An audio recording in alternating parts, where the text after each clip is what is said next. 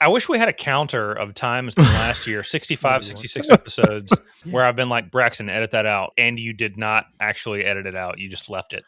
Yeah, of course. I'm not, well... The only person who doesn't listen to our episodes more than I don't listen to our episodes is you. Whoa, no, wait a minute. Wait a minute. No, well, hold on. I've named my AI Braxton, so technically Braxton is listening to it. Jeepers creepers. You can tell Mike's back to work. He chose violence. Look at all them pillows.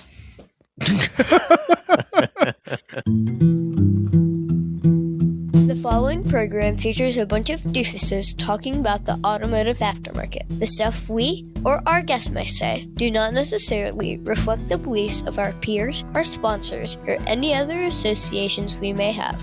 There may be some spicy language in this show, so if you get your feelings hurt easily, you should probably just move along. So without further ado, it's time for Confessions of a Shop Owner, with your host, Mike Allen.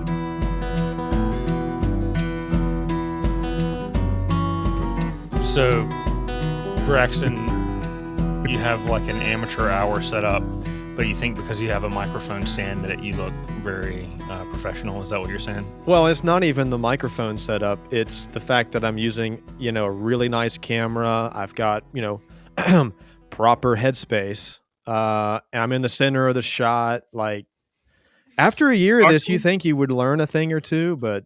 I'm laying odds right now. One, I can fix my headspace very easily, and I will.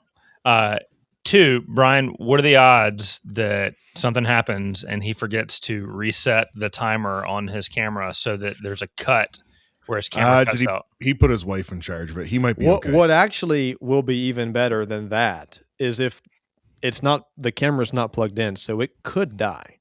Like the camera might just die. And if that happens, hey, I'm the producer. I'll edit it out. Oh my gosh. Okay, I wish we had a counter of times in the last year, 65, 66 episodes, where I've been like, Braxton, edit that out. And too many. And you did not actually edit it out. You just left it. Yeah, of course. I'm not, well... At first, the only person who doesn't listen to our episodes more than I don't listen to our episodes is you. Whoa, no, wait a minute. Wait a minute. No, well, hold on. I've named my AI Braxton, so technically Braxton is listening to it. Jeepers creepers. You can tell Mike's back to work. He chose violence. Look at all them pillows. No, my feet are dangling on the ground. Look at you. We never did get that shot. Look at that head. You got to get the shot here. I had a friend of mine in high school that is it time for TRT, you think? Ooh, maybe. Yeah. Oh, just get over it. Put a hat on. Here. Look at this. Ready? All right, so episode 1 was released on January 2nd, I think. And we're going to release this one on December 30th, so 363 days apart. It will be, I think, the 66th or 67th episode if we count the bonus episodes we had early in the year that didn't get numbered. Wait, why do you roll your eyes on the bonus episodes, Brian? I didn't roll my eyes, did I? I feel like you rolled your eyes. I was more of like, he's just done it so much he doesn't even know that he's doing it anymore. Yeah. Episode 1 was titled "What the Hell Are We Doing?" So I feel like this one has to be "What the Hell Have We Done?" Right? Well, it still could be the same thing. Yeah. No. I think you would think that now we would know a little bit more actively what the hell we're doing, but you would think so. But here we are. Maybe not. I will say that thanks to the help of some of our awesome guests and friends and other industry peers, that, I mean, by all the measurements that matter, and by this I mean only the measurements that make us look good, we are definitely the best automotive podcast ever. In the history of the galaxy? Yeah. I mean, whoa. And considering how humble I am, that's pretty remarkable growth in just a year. That's pretty crazy. So, I mean, how many Facebook followers do we have now on the podcast? Looks like 13,585. It's a very specific number. That's weird. It would be evil podcaster of you. Some of the best lessons I've learned over the years don't come from a manual. They came from talking with other industry professionals who've been through the same struggles. That's kind of the premise of this show. That's what Tectonic 2026 is all about. Presented by TechMetric, it brings the industry together under one roof to share real stories, compare notes, connect with people who live and work the same life every day. If you're looking for honest conversations and a stronger community, you'll find it at Tectonic 2026. Tap the link in the show notes to learn more and grab early bird pricing while you still can. Look, here's the deal. I like to think that I'm pretty good at running an auto repair shop. It's what I've done for 20 plus years, but I'm not good at managing a marketing budget and all the different facets of a truly well-rounded marketing plan. There's mail, there's local advertising, there's website, there's Google AdWords, there's all the different things that go into that, and it's just not what I'm good at. So what I've chosen to do is to buy myself the time to focus on what I am good at while having someone else execute on all of those things at a way higher level than anything I could ever do.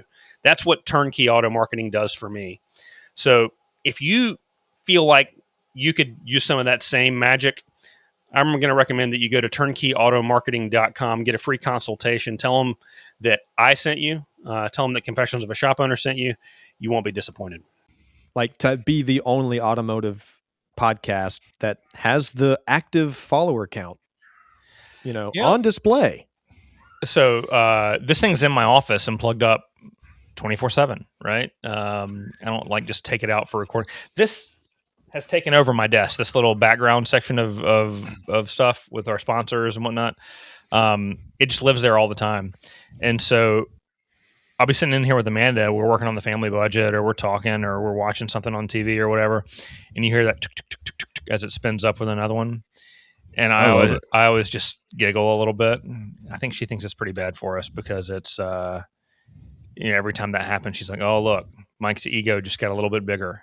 Super. So, well, I'm just happy that you finally caught on to what it really feels like to see numbers grow, because in Mooresville was when the Darren video was going viral. Yes. And you were so excited. You geeked out. So I was. I can't deny that. What? Mike and I are like, what the hell is this dude talking about? Is yeah. I went a little they got crazy. Any Jack I went a little and Cokes over the around top, here but... or what?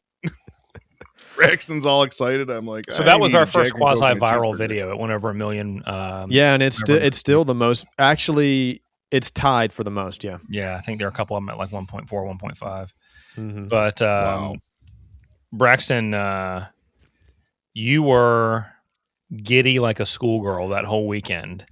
I was. And you couldn't stop looking at your phone, looking at the view count and looking at the comments. He's like coming in the middle of somebody's presentation. He's like, guys, look, guys, look, guys, look, guys.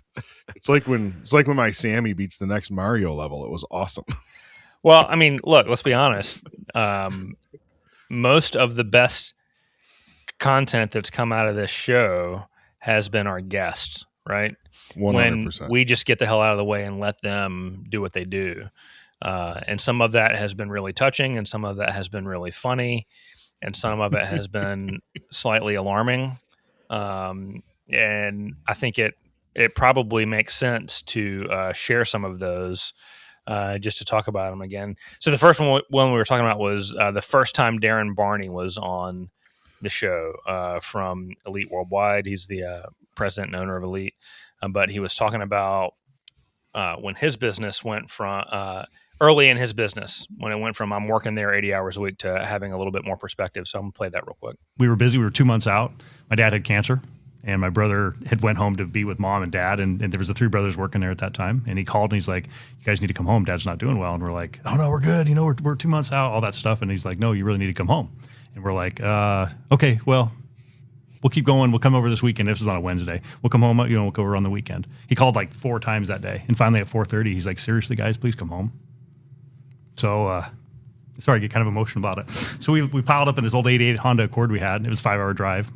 My younger brother and I, and we drove over there, got there 11:30 at night, and he died at midnight. And it was one of those things that I got home, but only had that half hour with him, and it made me really start questioning things because we love what we do, right? I mean, we got there 7 a.m, worked till 11 o'clock at night, and it's great, and you love it. But in the end, I mean, we didn't have any free time. Almost missed my dad dying.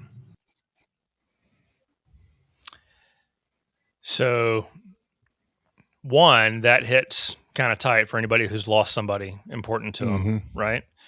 And two, what an amazing guy Darren is for being able to, like we share stuff all the time on the podcast, but we share stuff that's kind of funny and kind of off the cuff or a little bit crude or whatever else it might be. But that's like opening up and being truly vulnerable to the world. And so, kudos to Darren. And I'll tell you, behind the scenes for our listeners, after we finish a recording, if it's an in-person recording and, we shake hands and high five or whatever, and they leave the studio and Braxton and I are talking afterwards, or they leave the recording session and Bryan and I are talking afterwards, we always talk about the episode and the guest and what, how it felt. And every time Darren was on, it was like, holy cow, that dude's awesome. Yeah. That's what happened. That was recorded in Kansas City. Mm-hmm. And I looked at you and I was like, that was a killer episode. It was the same after he walked out at ASTA. I was like, holy crap, that dude's freaking awesome. Both of you were like, and I really like that guy. Yeah, that's what I remember that. I freaking really like that guy. Yeah. He's I think easy to get along with that one. He's totally genuine. I mean, there's not there's not a fake on that dude's body. There's not an ounce of BS in his whole body. He just So, and I think awesome. Like it also speaks to, Mike, when you started this show, you wanted it to be about just being raw and people just telling like what the heck they did wrong and going into all the details. And sometimes it's hard to get people to do that, but you've had, I think looking back on the last, 360 some days, you said it was, like, it's been really cool to see some of the guests you've had on. And Darren is one of my favorites because he's, like you said, he's not fake. He's not putting on a show. Mm-hmm. And he pulls at like some stuff that often people don't like talk about out loud. They say it in their mind. If you're like me, there's always hidden revenue and missed maintenance sales or overlooked customer concerns. Detect Auto helps auto shops unlock that revenue by analyzing vehicle service histories, pinpointing maintenance recommendations, and equipping advisors to confidently address customer questions. It's easy. It integrates with your existing software, and your team will love it. Check out detectauto.com and see how your shop can stop guessing and start selling better service recommendations today. And like his episode was just like really, really good. And you, when I looked at you, I was like, oh man, that was a killer episode. And you said, was it? I think it was okay. I don't know how to deal with like complex emotions. Yeah. I can deal with funny or angry. Mike has 8 crayons. Yeah. I don't do sad and vulnerable. I'm like, oof. Yeah. So that was a great episode, but after 2 times, that's enough of Darren. That's enough like tears because he it just went. Bing. There you go. I saw it. No, I can't deal with Darren more than once or twice a year because it starts to make me realize how emotionally closed off I am, and dude, I don't want to look in the mirror like that. That's not fun. So. You don't want to grow. You don't want to be a better human. Yeah. Grow? Yuck. Nonsense, poopy pants. Yuck. When in doubt, insert fart jokes here. Anyway, that was one of our best ones. One of the early ones that really caught, it's still going. It has become part of canon and lore in all the groups that we frequent, and that is the 16-foot trailer.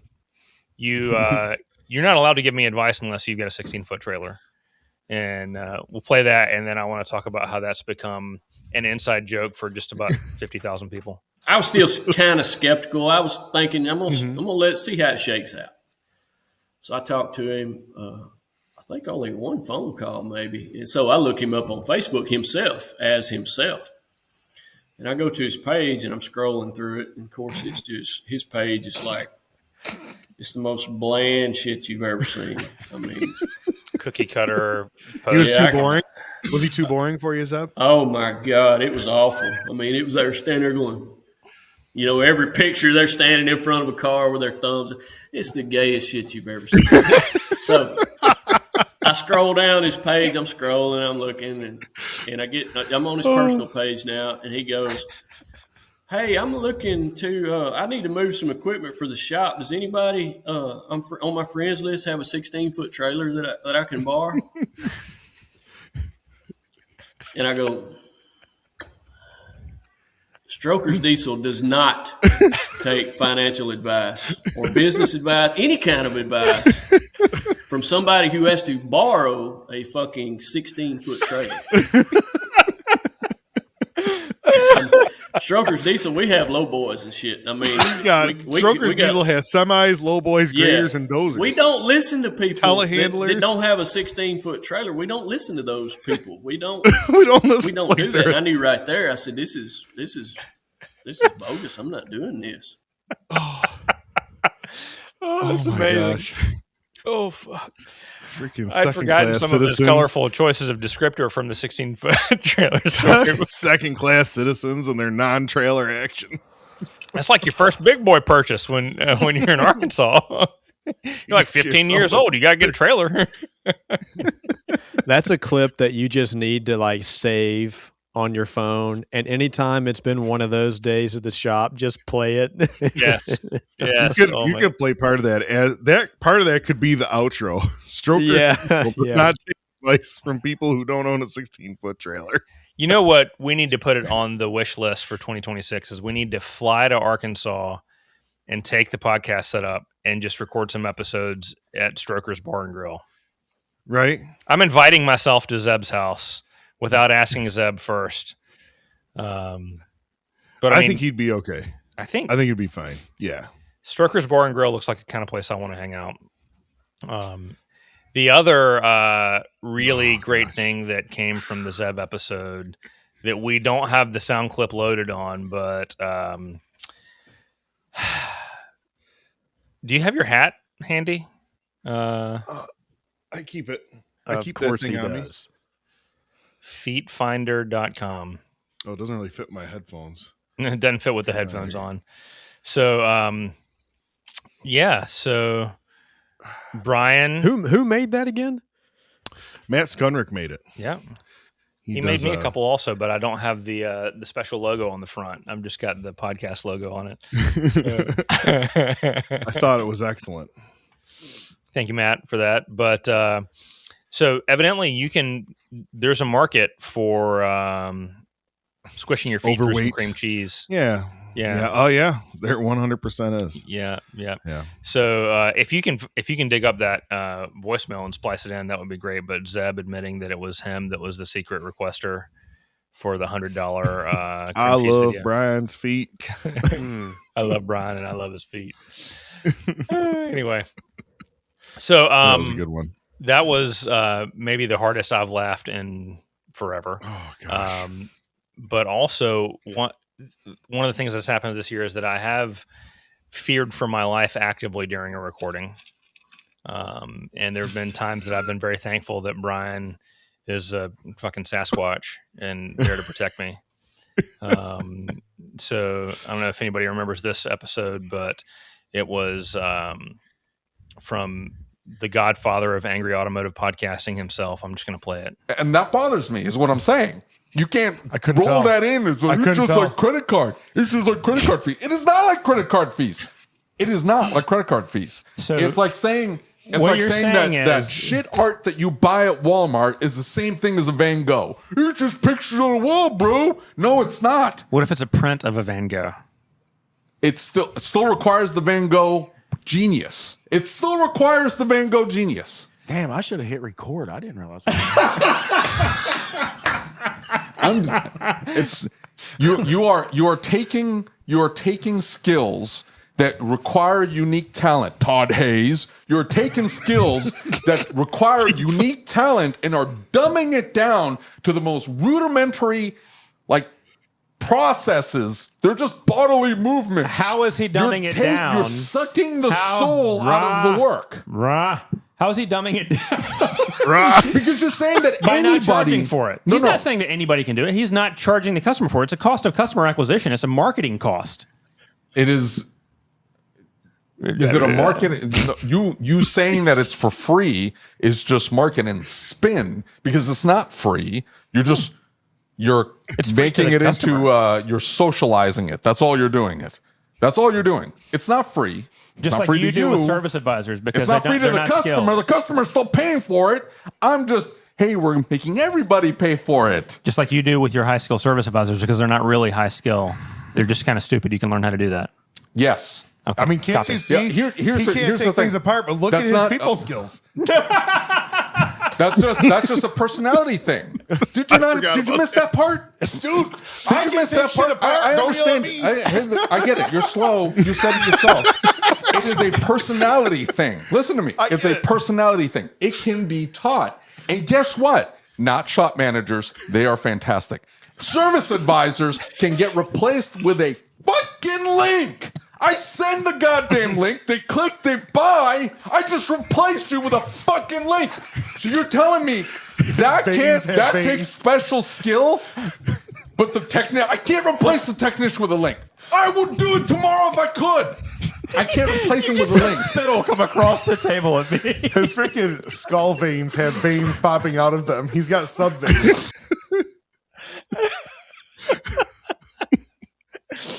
So I think I forgot so much of that, like the part where I told him, "Don't yell at me, bro." He's like facing me yelling. I'm like, I'm not the one who said that. Yell at Mike more. And both of you were just like pushing his buttons. Oh my goodness! He's got. I wish I was there for that. Can't you see he's got people skills? Oh, dude. What if it's like a picture of a Van Gogh? What if it's a high quality reproduction of a Van Gogh? Not the Dorman Van Gogh, but like this isn't wood grain. This is high quality simulated wood grain. I think that this is when we call publicly amongst all of our community that we need to have an intervention for David and his rage issues. So, David, we love you, buddy, and we want what's best for you. Yep. I don't know. Maybe I do want the rage some more because that was good content.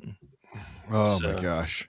I want the rage, funny, but not the risk of stroke, because he was really close to a stroke right there, I think that he was closer to coming across the table to strangle you than he was a stroke. I thought I was going to have to...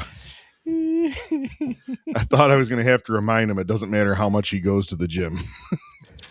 That is one of the yeah. You know, Mike, it just hit me. This occurrence was just before the downfall of David's injuries. Do you think that maybe you had something to do with it? Do you think we broke him? I think you did something to him. Yeah. He went into the confessional and came out a different person. He was not okay. It's never been the same. He was not okay. So what were like the hot topics that I think were recurring themes? Obviously, it was free diag, which we talked about ad nauseum. Right. I think we kind of got started after the flat rate conversation had kind of become boring and repetitive, so we didn't talk about flat rate much. Yeah, right? I don't even like talking about flat rate anymore. Saturdays was a thing. First confessional of the episode, for a lot of our listeners might not know, I am a firm believer that the consumer wants Saturdays. And in fact, Saturdays are great for selling. And I opened on Saturdays also in January, right about the time that we started the podcast. And 6 months into the year, we're up 40% year over year, right? It's pretty great, right? Working 20% more days. It would stand to reason that one of the ways that Saturdays staff. has to work is you have to have a full staff 6 days a week, right? And it turns out, and this might be a shocker to some of you, some people don't want to work on Saturdays. And so it is slightly more difficult to keep a full staff for 6 days a week. Mike, do you mean to tell me that skilled high-level technicians typically have a family, and that skilled high-level technicians typically like to have the same 2 days off a week as their kids have off from school? No. I mean, you guys like your kids? If only there was some guy from up north the size of a refrigerator that told you that techs don't like working Saturdays. So to be fair, again, I have techs that were totally good with Saturdays occasionally. No, you have techs that told you they were okay with working Saturdays. Well, they don't fucking tell me you're okay with it unless you're okay with it. Well, they did. Well, Whatever. Anyway, it turns Then out they got buyer's remorse. It was short-term gain, long-term pain. My business is not open on Saturdays anymore. It made it 10 months. And while it was really good for revenue, it was not good for morale or shop culture. And I still want to be open 6 days a week, but I got to figure out how to make it work and not crush morale and culture before I'm willing to do it again. Because right now I'm in the process of rebuilding company morale. Do you have people that actually, like, you don't feel like they felt were being forced to work Saturdays? Do you have people that you think would like the extra, like the extra money? Yeah, there are people who would like the extra money. There are people who So don't have kids in the house anymore. Is there a possibility that you have pre-sold jobs and they can roll in on Saturday and crank the workout and then leave? I mean, if we were better at what we do, maybe. But okay. You know what would be funny, Mike? Is if in 2026, you've been talking about like, I should try 4 days a week in 26. I was gonna say, what if you went to 4 days? You should go from 5 days to 7 days to 6 days to 4 days back to 5 days. In 2020, and so in 2027, it's got to be 7 days, and then in 2028, I've got to go full Becky Witt 3.5 days a week. They call that Black Monday. They call it Black Monday the day after the owner's training conference, and here he comes with a list of changes. They call that Black Monday, baby. Oh man. So anyhow. So that's my first confession. Give it to me, boys. What's going on with you guys? Who should go first, me or Braxton? Hey, it's me, Mike's kid. Want to tell us your wild shop stories? Or maybe you just think my dad's totally wrong. Call us at 704-CONFESS and leave a message. You can tell us we're awesome, or you can tell us we're idiots. We're cool either way. That's 704-CONFESS. Just don't make it too weird. I can go first, Braxton. You got it, Brian. Go for it. I had a hard time coming up with some, but one thing that definitely happens is for like relearns and resets.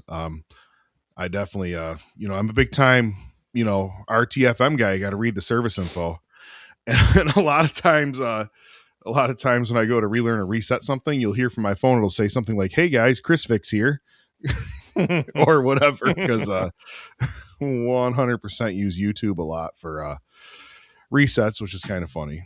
And then the funnier thing is when we actually we were having a meeting about this episode, right? And Mike was pointing out the counter. We were waiting for it to go up. It was stuck at 12,829. We were waiting for it to hit 12,830 so we could watch 2 digits roll. And that's when we found out that I follow every automotive Facebook page there in the is world, other than your own podcast, other than this podcast. So I was the first follower of our page because I made the page, right?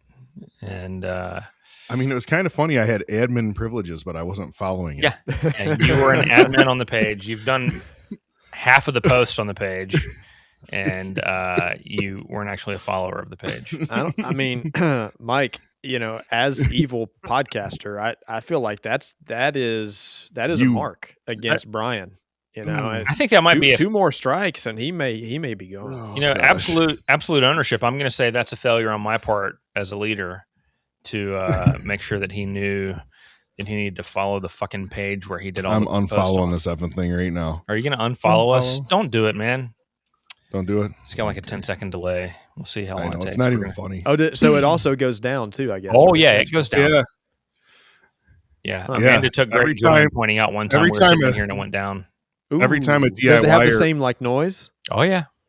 Huh. Every time a It ought to have like a DIYer is like talking about Euro cars, it goes down. Womp womp. Oh gosh. So by the time this is released, we will have released, I don't know, 65, 66 episodes, we said. Now, we have recorded probably 4 episodes that will never air because of, file corruption or terrible content or whatever. Mike. Okay, just be honest. If I wasn't on this episode, right there, you wouldn't have said corruption, whatever. You I would would have said because of Braxton. Yeah, that's what I So, was. Well, you're here and we still plan on doing that. You just Yeah. kind of jumped the gun on it. Oh, come on, lean into it. Okay. Come on. So at Vision, we had just recorded like the Darren episode that we talked about earlier. We had recorded, we got what, like 7 or 8 episodes there, right? And it was the last. Yeah, I think yeah, we were- some good ones. I think we were packing up the studio, right? And you were looking all nervous. and kinda Wait a minute. jumping. Is this my confession or is it your confession? No, I feel like I'm a better storyteller than you are, but go ahead. Well, you are Don't, clearly. don't fuck it up. And Mike haven't is showed my way balls more to a humble customer than you. yet, so. Way more humble. So yeah, we talked about the Darren episode. That video went viral, and we got some other the Charlie episode from Auto Shop Answers. I mean, there was some good content there. And yeah, Sunil and PJ talking Yeah. about manly Miatas. that's right. That's Yeah. right. And you and I are, yes, we're packing up the studio. And this is when you learned about what I had done. But I had known about it 2 hours previous. You've been freaking out the whole time. During the last recording of the day, I was starting to stink. I was sweating so much.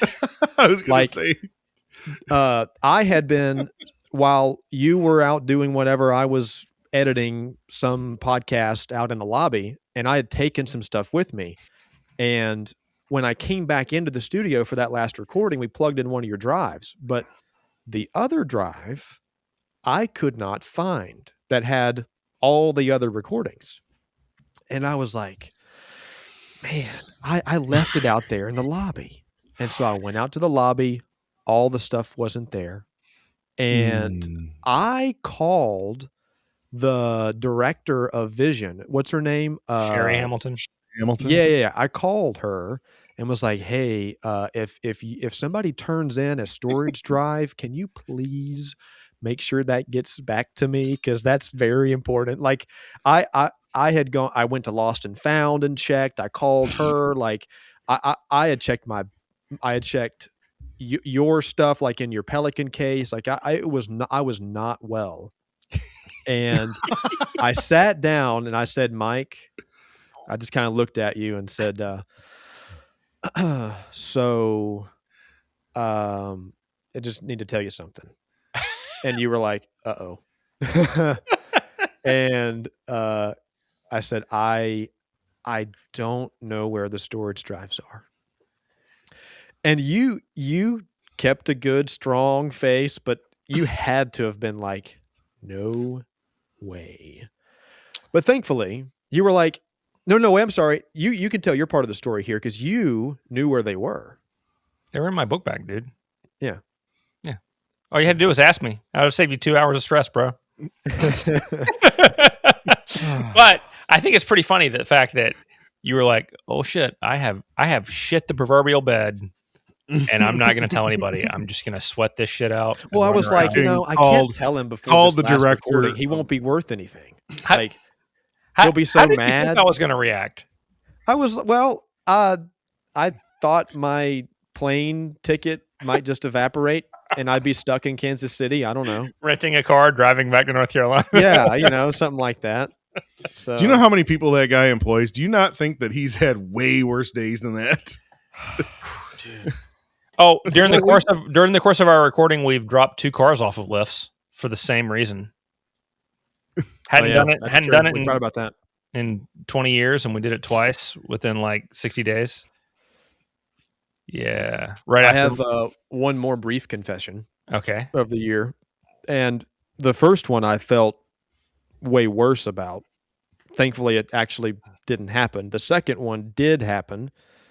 As a podcast producer, you're responsible to make sure that the quality is good, audio, video, you run the social media, you cut up the reels, but also part of that is you make sure that the sponsors are happy. They get ads, they get their logos, and you also ought to make sure that you spell their names properly. Yeah.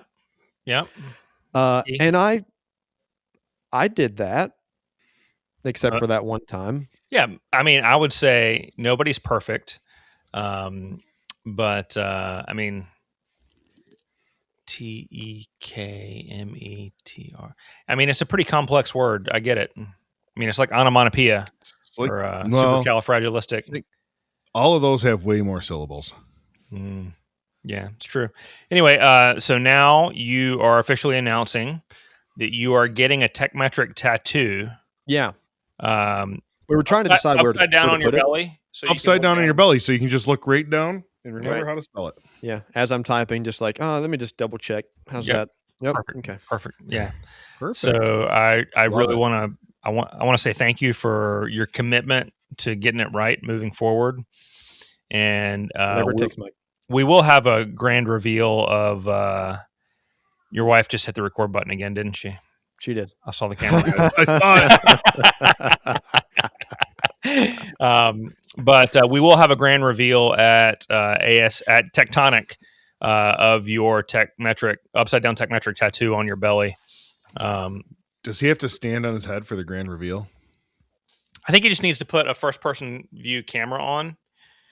And he just needs some meta glasses. Yeah. Put like 2 mirrors like here and hold them up. You'll end up with a sunburn. Put the mirrors away. Yeah. Good call. So anyway, that's how devoted we are to making sure that we get it right for our sponsors. So we love you, Tekmetric. We do love Tekmetric. Tech it is T-E-K metric. T-E-K. It's true. Metric. It's also, without a doubt, like hands down, there is no argument, the superior automotive shop management software and total shop management solution in the industry. I mean, also the company that allowed me to always and forever hold the title over Mike Allen of who can drive a car faster. So, thank you, Tech. That's some bullshit right there, man. Why you gotta? I mean, I will say Mike can drive a car faster, but hey, congratulations, you can drive the side-by-side faster in the dirt. So, you know what I've always noticed is like you can go 35 miles an hour, Mike. Good for you. When it comes to like fast, than you. One thing I've always noticed, like if you go snowmobiling with women, they tend to ride faster because they're actually ignorant of the consequences. They don't realize how close to death they are. Yeah. We were snowmobiling. Did you just call Braxton a woman? Yeah, I did. Not the first time. Yeah, I was. I am drinking coffee. I will say. I was snowmobiling with Jim and his family one time, and I remember his daughter Caroline was riding this Panther 440 like 85 miles an hour. Like it took me forever she missed the turn. I had to catch up to her. I was like, oh my gosh, it's like how's this kid riding this fast? Braxton and I went to a track event with Tekmetric at Speed Vegas during Apex and SEMA, and we got to do hot laps on a GT3 RS, and you were like 0.7 of a second faster than me. It was significant. It wasn't a little bit. It was a big gap. On a lap that's like a minute and 13 seconds. It was a lot. I'm gonna pull up the photo that I took because don't want to make it worse for you, Mike, but pretty sure it was more than 0.7 of a second. Just letting you know, dude. I'm gonna. So the same thing like at the go-kart track now. My son is faster than me. And it's because of body weight difference. I think my extra 100 pounds made the difference. Yeah, that's it. Yeah, that's it. No doubt. Well, that's arguable on the go-kart, although you should be able to. Well, no, there's really nothing you can do about that. Like I'm still faster than my daughter, but she doesn't have the strength to muscle the cart around, But my son, whatever. Okay, first lap. I had the GTRX. GT3 no, RS. GT3. Yeah. It was a GT3, right? Yeah. Yeah. GT3 RS. Yeah. I was 1:04.025. Mike 1:05.67. So second and a half, Michael. 6'7". 6'7". Ooh, second and a half? Yeah. I blame my instructor. Oh, that's a long time. I blame traffic. A lot of passing. And that always slows you down when you have to get off your line for passing. Nah, fastest car is the one you don't own, Mike. So, last confession that I'm going to share for the episode is going to be one that I actually shared at ASTA in an episode with Mimby Dowd and Tanika Haynes, the incoming president and vice president of the association. And this is being published on the 30th. So as of this publication, I have less than 48 hours left of my presidency of ASTA. And then thankfully for the association, Mimby will be in charge. But I do want to play the story about the time that I showed my balls to a customer. So here we go. So this is about 15 years ago at CarFix. And at the time I had a little Shih Tzu. It was a package deal. I got married and it came with 2 Shih Tzus. And one of them was epileptic. And so he would have seizures occasionally. And when he was sick, I would bring him to the shop with me because I don't want him to be home in a kennel by himself having seizures, right? But he'd start to get agitated right before it would happen. And he would just start running, and he started to lose his sight, and he would end up running into a corner and just like headbutting into a corner until he fell over the grand malls, right? It was really sad. But it was that time of year at the shop when the big wolf spiders were coming out, and so I'm an arachnophobe, one, and I still thought I was Skinny Mike, but I was not Skinny Mike anymore, so I was still wearing Skinny Mike pants. I hadn't admitted that I needed to move up to 36s. And so these are all details that come into play in a minute. Okay. And I had sticky traps in the corners to catch mice, whatever, right, at the shop. And so I'm talking to a customer. It's 15 years ago, okay? This is really bad. Talking to a customer at the front counter, and the dogs start, I'm like, oh, he's about to have a seizure. And before I can turn around and get him, he runs into the corner, because that's what he does, and he gets stuck onto a sticky trap.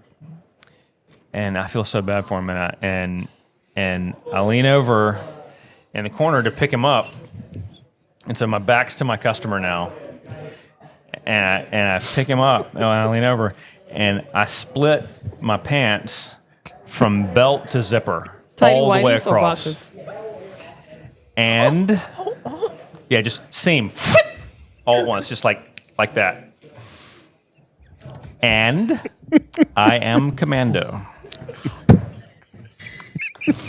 A hairy, red-headed butt. All right.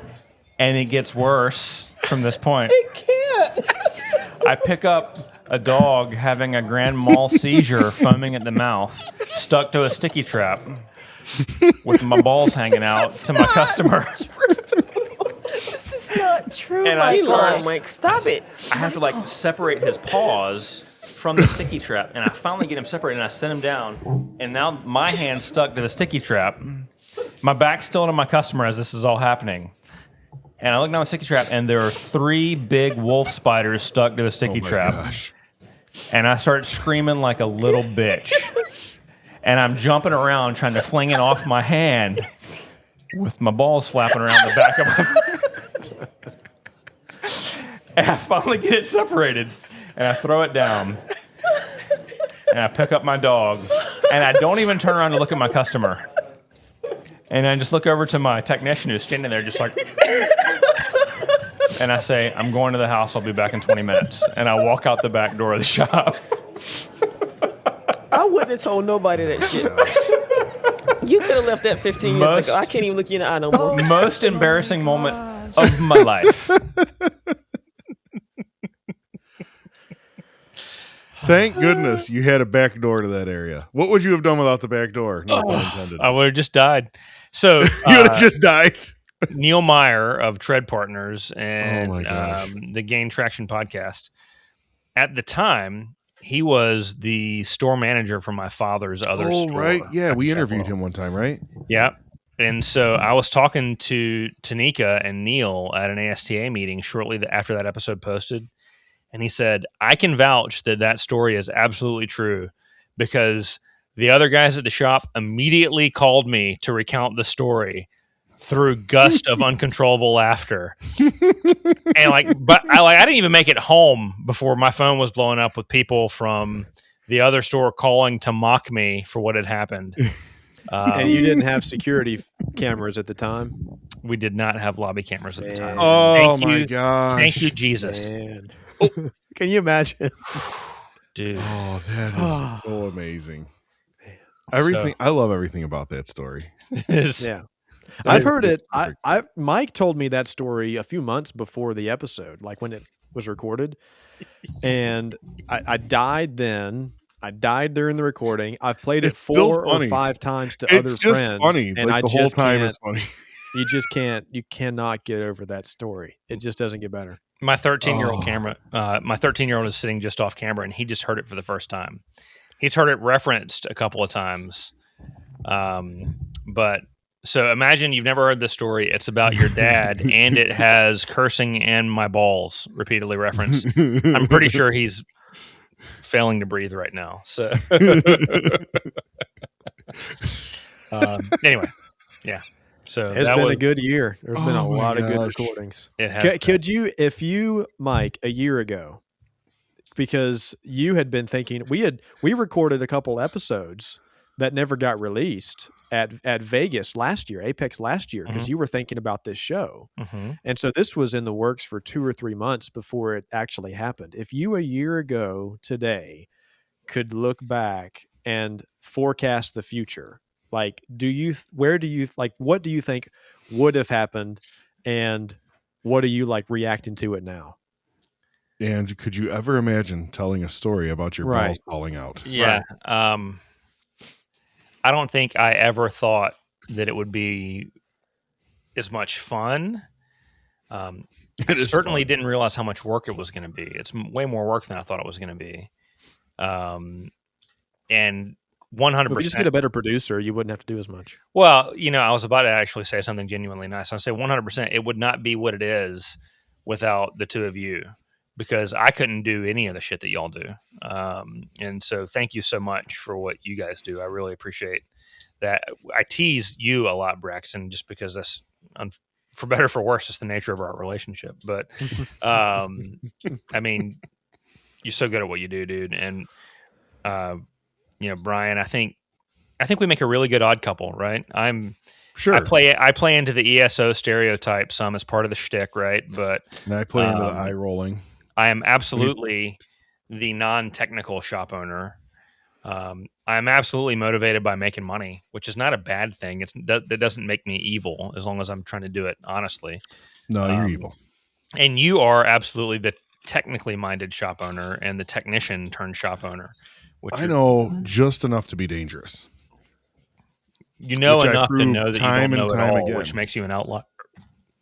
Because there's so many of you sons of bitch techs out there that think you know it all, that don't know shit. What? All you got to do is play one reel talking about balancing tires, and they all come out of the woodwork. We tried to record with Justin and Jim 4 times before we got a usable episode. That's crazy. That is a fact. That is an absolute fact. Other things that we've learned in the last year. 1, the Mazda Miata is the sexiest car ever made. It is the perfect sports car. You know what Miata stands for? Do you know what Miata stands for? No.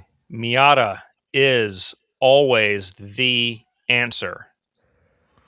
Miata. Oh. So interesting. Get some.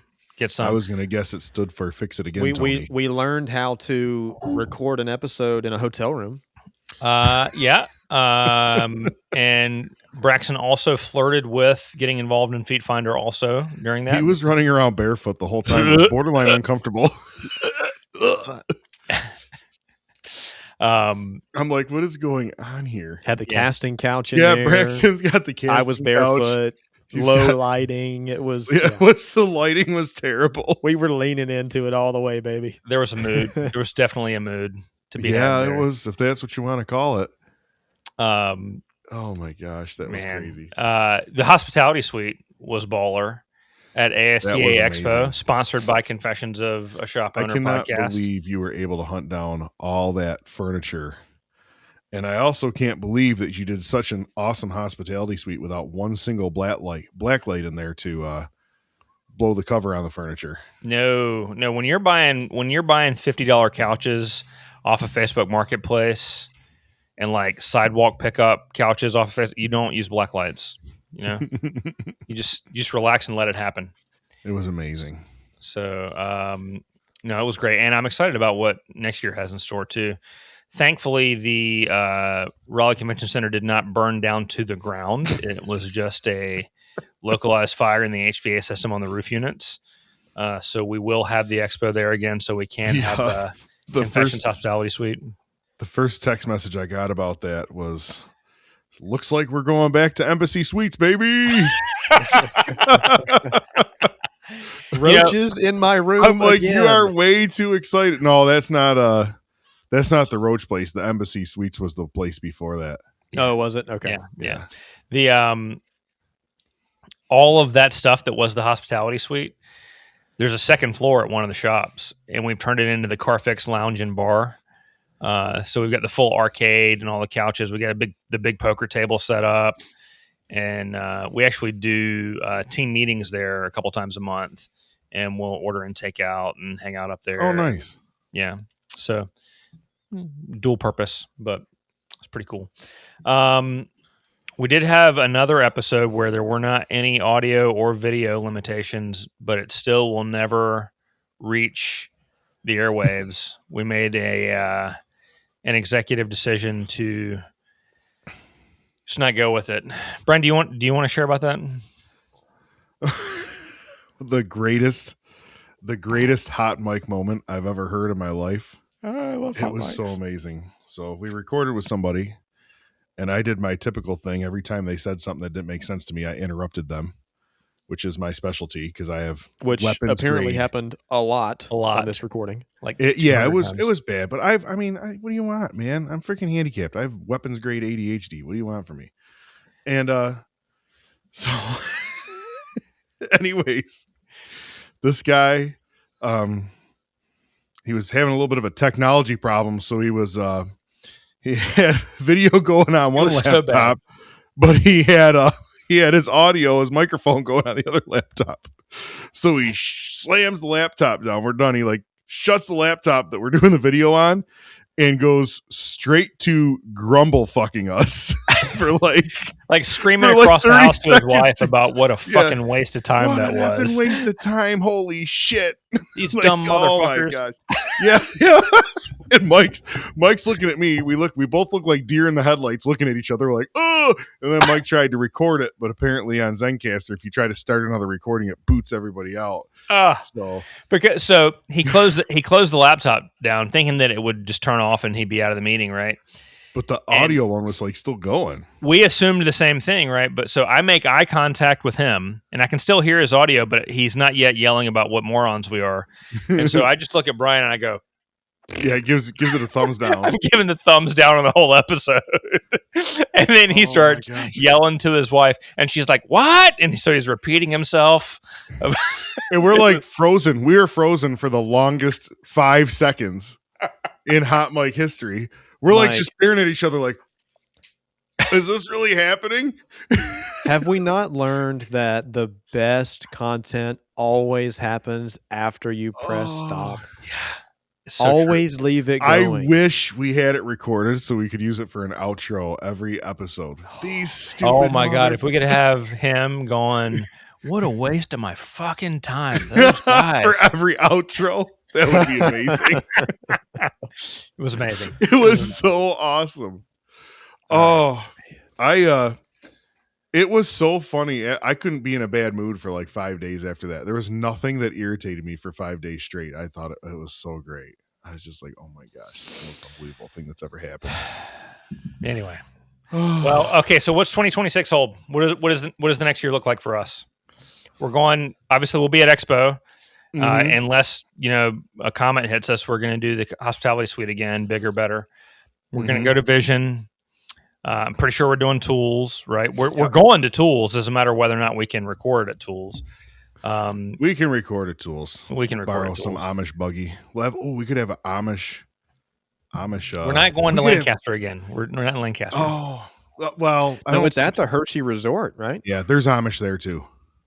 Can we get a chocolate fondue tower and I can just dip myself into it? No. No? That's not how that works. There's lots of chocolate there. I've actually been there before. Pretty cool place. All right. In January, we're going to be at Elite's Ignite event. In April, we're going to be at Tectonic and Fuel and Connections.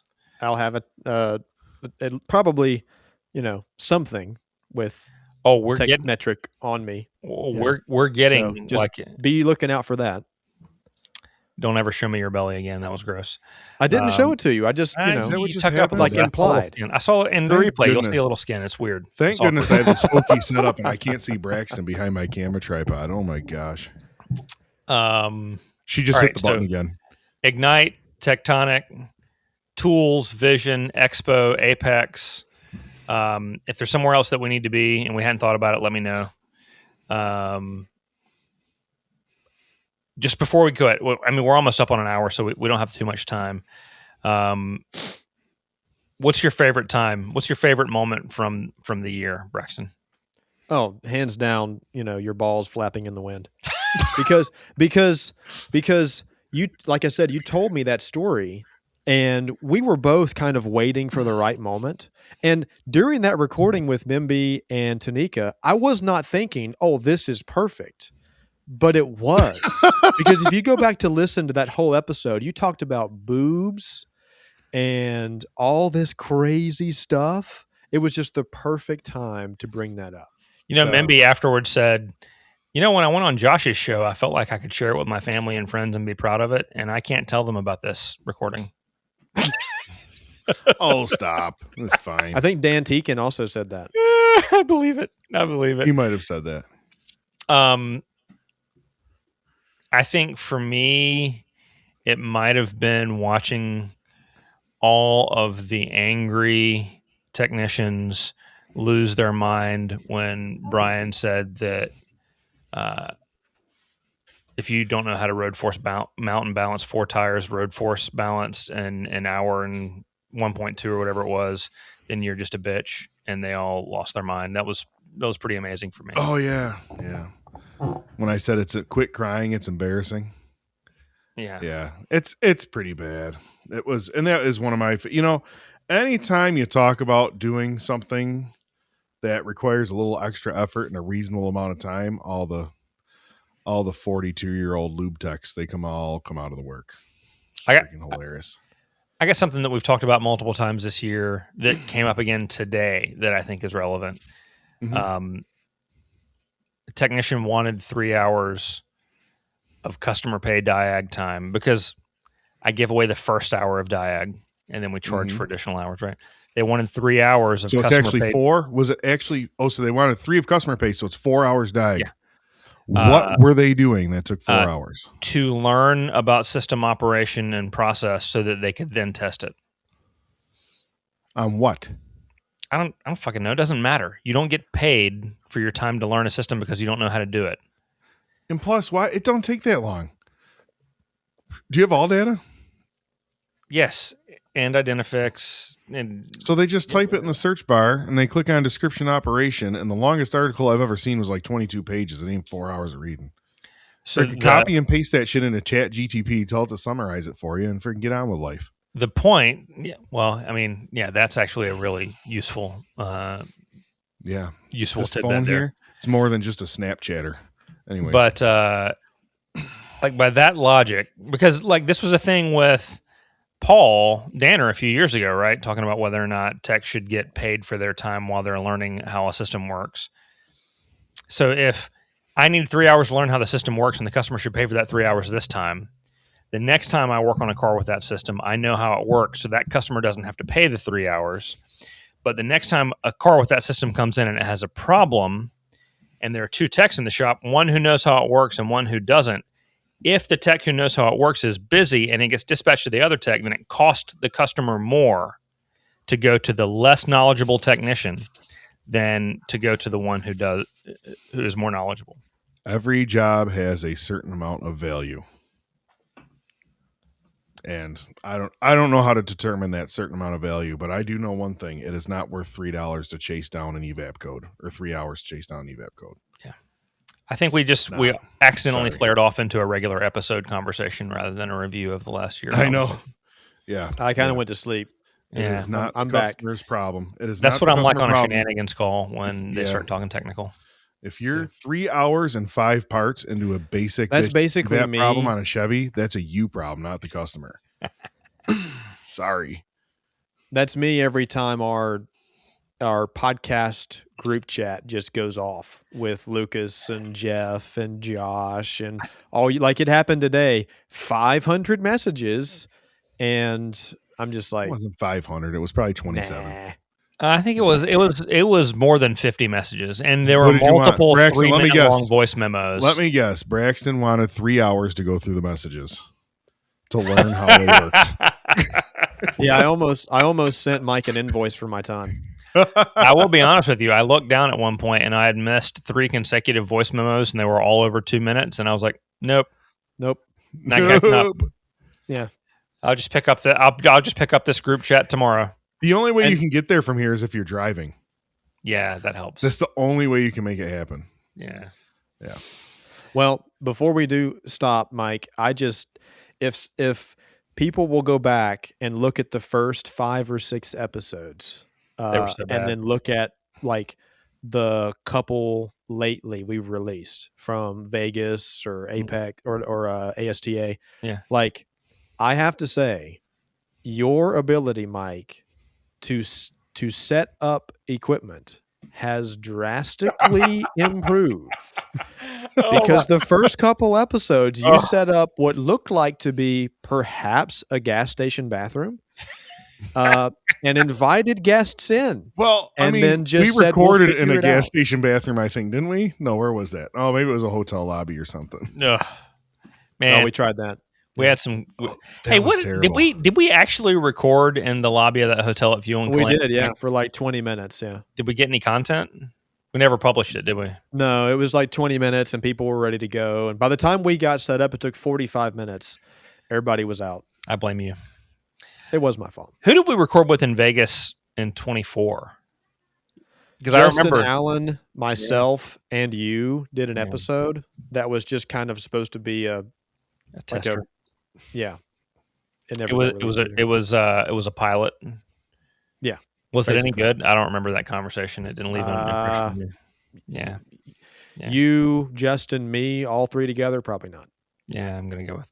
It was probably just like Justin being like charming. Yeah, it was and Justin. engaged. Justin carried it for sure. Yeah, anyway, Yeah, he could But probably carry like a couple you know, episodes if he had to. going into going into something like this, like to have a successful show, you got to have people that, like you guys were talking about, have good camaraderie. You know, you have good back and forth, but you're not afraid to talk about your mistakes, to be you. Like, you know, when you put a camera in front of yourself and a mic here, most people clam up, but you guys have been fantastic. And of course I'm biased, you know, I'm the editor of the show, but of all the you guys podcasts do- you work with, Oh with, boy, you of can't all ask the him this. podcasts you guys work with, no, or no, I no, work no, with, no, no, no. All the podcasts you, Braxton, work with, which one's your favorite? I would clearly have to say The Weight of Manhood. Weight of Manhood. Yeah.